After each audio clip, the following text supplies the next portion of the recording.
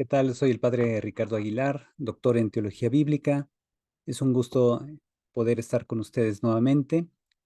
Vamos a profundizar el texto del Evangelio de este domingo, que nos habla de la parábola de los talentos. Voy a compartir en pantalla lo que vamos a ver juntos. Y pues para comenzar este momento, no solo de estudio, sino también de profundización espiritual, vamos a ponernos en la presencia del Señor. En el nombre del Padre, del Hijo y del Espíritu Santo. Amén. Una oración inicial para ponernos en la presencia del Señor. Señor Jesús, gracias por convocarnos en torno a tu palabra de vida eterna. Nos ponemos en tus manos y te suplicamos nos llenes del don de tu Espíritu Santo para que Él nos guíe en la recta comprensión de tu mensaje salvífico que nos comunicas en el texto del Evangelio para este domingo. Que María Santísima también nos acompañe, ella que intercede por nosotros y cuyo ejemplo nos motiva a decir siempre, sí, Señor, cúmplase en nosotros tu palabra. Amén. Bien, pues comenzamos. Para profundizar en este texto, primero hay que leerlo. Y por eso pongo aquí el texto del Evangelio que escucharemos este domingo, que corresponde al 33 del tiempo ordinario. El texto dice así: En aquel tiempo Jesús dijo a sus discípulos esta parábola: El reino de los cielos se parece también a un hombre que iba a salir de viaje a tierras lejanas.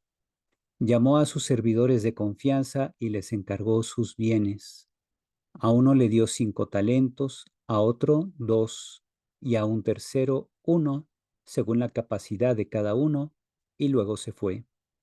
El que recibió 5 talentos fue enseguida a negociar con ellos y ganó otros 5. El que recibió 2 hizo lo mismo y ganó otros 2. En cambio, el que recibió 1 talento hizo un hoyo en la tierra y allí escondió el dinero de su señor. Después de mucho tiempo, regresó aquel hombre y llamó a cuentas a sus servidores. Se acercó el que había recibido 5 talentos y le presentó otros 5, diciendo: Señor, 5 talentos me dejaste, aquí tienes otros 5 que con ellos he ganado.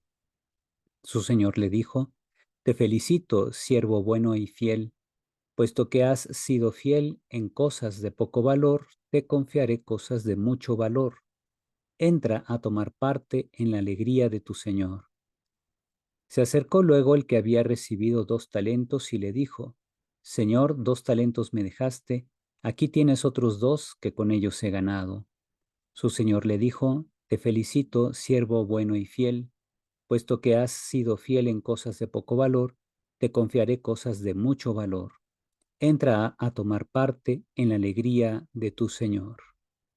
Finalmente se acercó el que había recibido 1 talento y le dijo: Señor, yo sabía que eres un hombre duro, que quieres cosechar lo que no has plantado y recoger lo que no has sembrado. Por eso tuve miedo y fui a esconder tu talento bajo tierra. Aquí tienes lo tuyo. El Señor le respondió: Siervo malo y perezoso, sabías que cosecho lo que no he plantado y recojo lo que no he sembrado. ¿Por qué entonces no pusiste mi dinero en el banco para que a mi regreso lo recibiera yo con intereses? Quítenle el talento y dénselo al que tiene 10, pues al que tiene se le dará y le sobrará, pero al que tiene poco se le quitará aun eso poco que tiene. Y a este hombre inútil échenlo fuera a las tinieblas, allí será el llanto y la desesperación. Palabra del Señor. Bien, pues vamos a hacer un breve comentario sobre este pasaje. Bien, pues comenzamos con las notas exegéticas. Recordemos que la exégesis es el comentario a partir del texto en su idioma original, que nos permite ir encontrando matices que a veces se pierden en la traducción. En el texto griego se dice que este señor, el dueño de la hacienda, ha encomendado sus bienes. Hiparchonta autou, se dice en griego. Para que el Señor haya encomendado sus bienes, ta hiparjonta autu a sus propios siervos, tus idius dulus, es porque los consideraba idóneos y los quería. De hecho, nadie encomienda todo su haber a extraños o a gente de dudosa reputación. Les encomienda los bienes kataten y dian dinamin, que significa en griego según la capacidad de cada uno, según la fuerza, según la inteligencia de cada uno. No que uno sea más inteligente que otro, sino simplemente hay quienes tienen, por ejemplo, una inteligencia más matemática, otros una inteligencia más espacial, etcétera. Entonces, simplemente son diferentes. Y el Señor encomienda sus bienes según la capacidad diferenciada de cada uno de ellos. No les impone cargas pesadas, más bien Él es comprensivo y generoso con cada uno, lo cual exige que su Señor conozca perfectamente a cada uno de sus siervos. Lo que vemos en el texto es que quienes apreciaron el gesto de su Señor, de inmediato, eutheos en griego, trabajaron sus talentos, ergásato en autois, se pusieron a trabajar en ellos o por medio de ellos o con ellos, se puede traducir ergásato en autois. Y aquel que tenía 5 y aquel que tenía 2 talentos produjeron frutos proporcionales. Pero quien no valoró el amor y confianza del Señor, ¿qué hizo? Enterró el dinero, lo escondió literalmente. Ecripsen to argirion. Ecripsen, pues significa esconder, ¿verdad? Escondió el talento.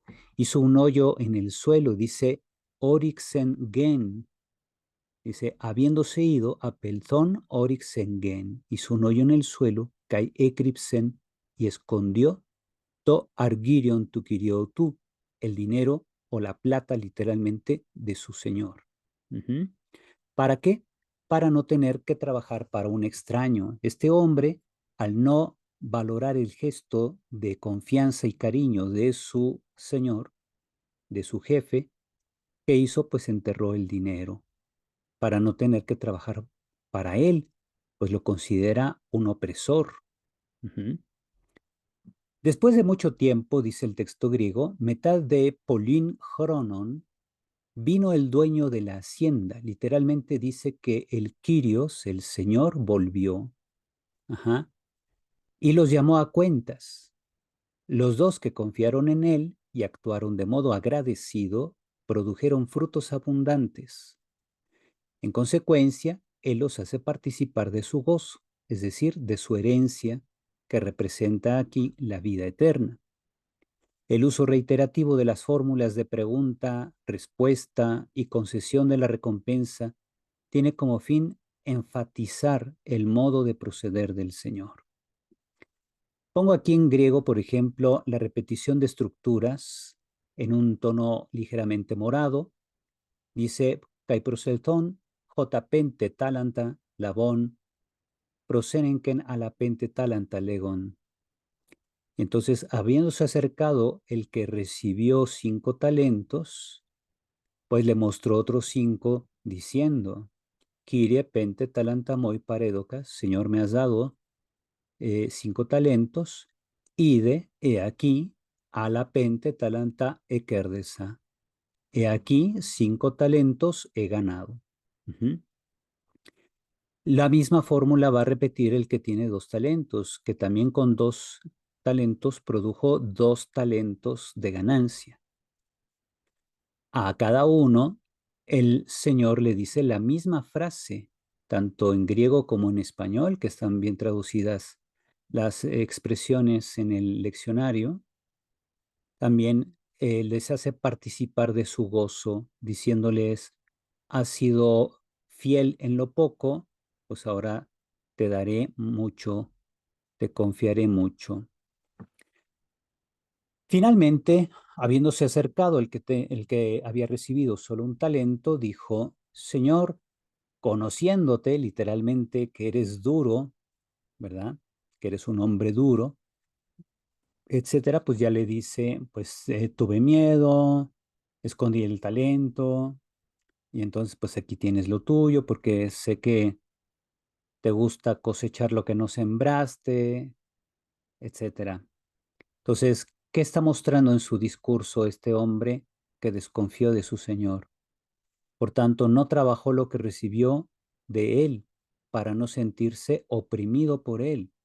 Le regresó su dinero despreciándolo. Mucho ojo, porque esta es la actitud de mucha gente en la actualidad. Hay mucha gente que se victimiza de todo se siente, ve opresores en todos lados, cualquier persona con autoridad va a representar a un opresor, y así hay ideologías incluso políticas en la actualidad que divulgan mucho este tipo de pensamiento del victimizado. Una persona que se siente siempre víctima jamás va a apreciar a alguien que le concede algo, alguien que le confía algo, porque va a pensar, ah, por algo me lo está confiando, me quiere explotar, y así como este hombre va a pensar, va a querer cosechar lo que no sembró, me tiene aquí de su robot, etcétera. ¿Por qué? Porque lo que gobierna este hombre es un pensamiento victimizante o autovictimizante. En consecuencia, recibió lo que sembró, es decir, el desprecio y la exclusión para participar del gozo de su Señor, es decir, de participar de una herencia mayor.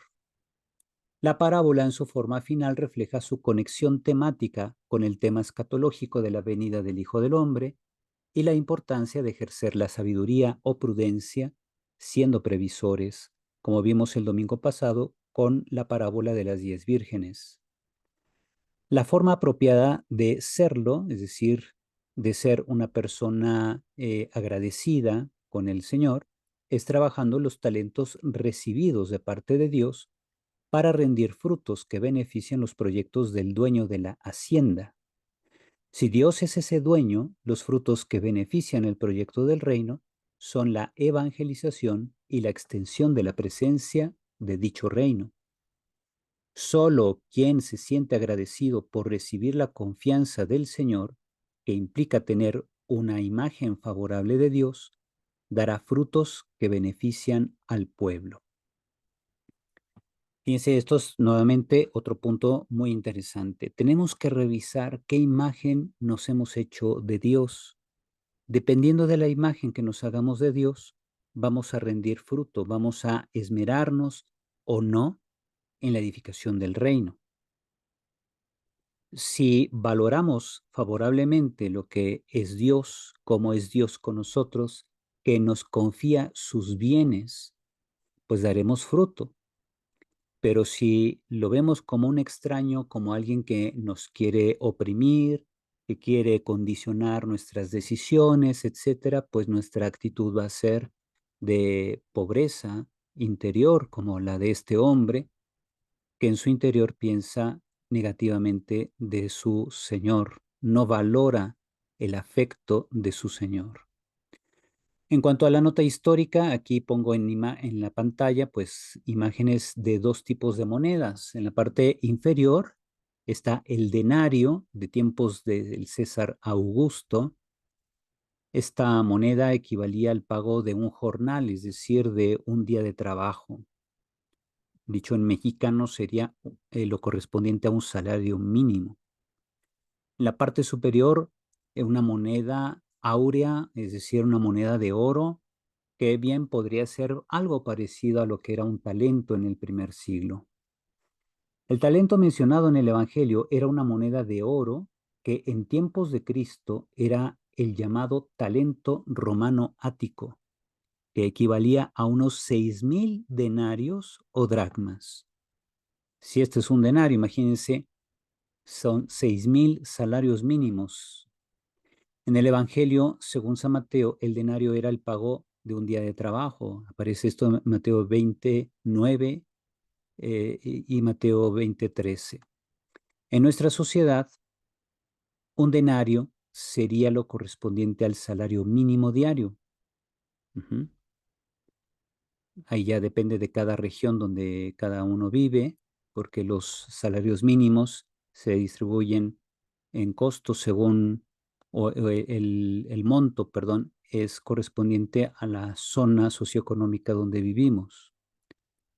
Ahora imagínense si el talento valía 6,000 salarios mínimos, pues cuánto valía un talento. Y este hombre encomendó a unos 5 talentos, a otro 2 y a otro uno.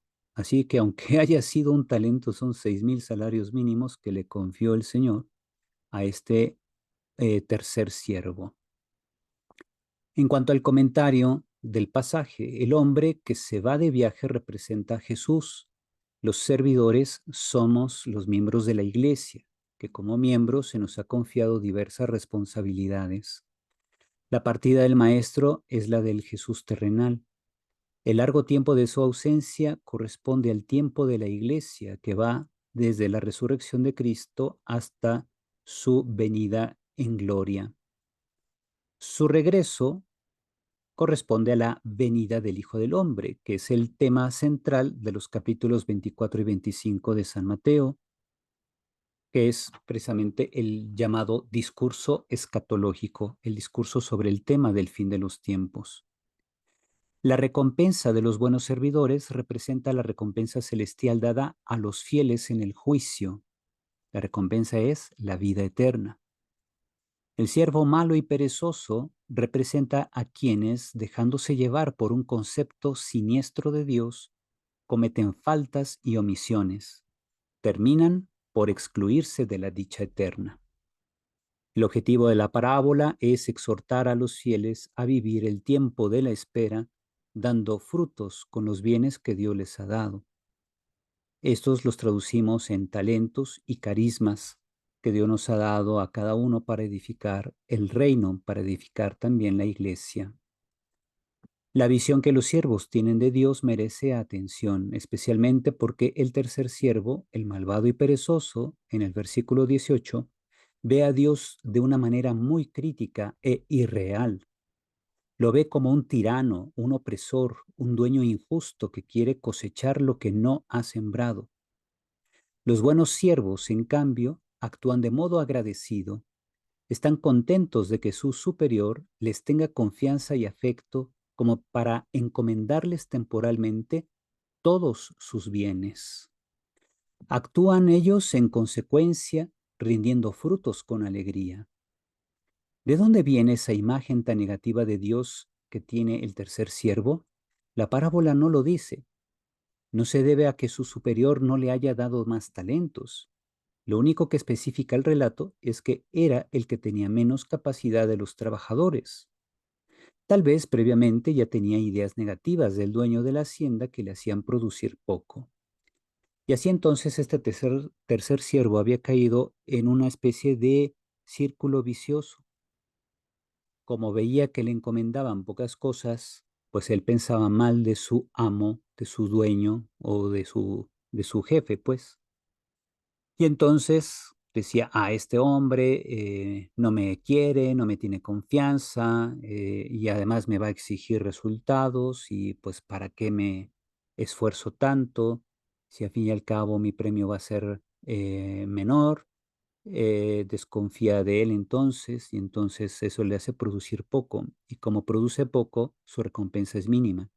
Y así seguramente había caído en esa dinámica, en ese círculo vicioso. Su vida era algo así como el hámster que corre dentro de su rueda y que va dando vueltas y vueltas y nunca avanza. Así este hombre se había hecho pues una vida muy complicada por el concepto que él mismo se había hecho de su Señor.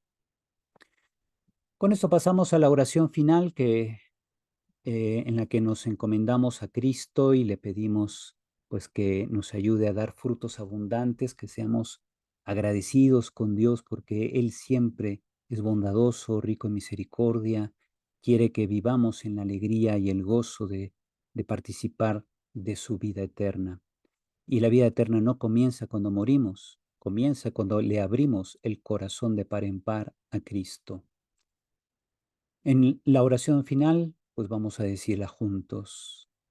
Oh buen Jesús, que nos has considerado dignos de confiarnos tus bienes de salvación, concédenos, como Iglesia, estar siempre atentos a lo que el Espíritu Santo nos dice.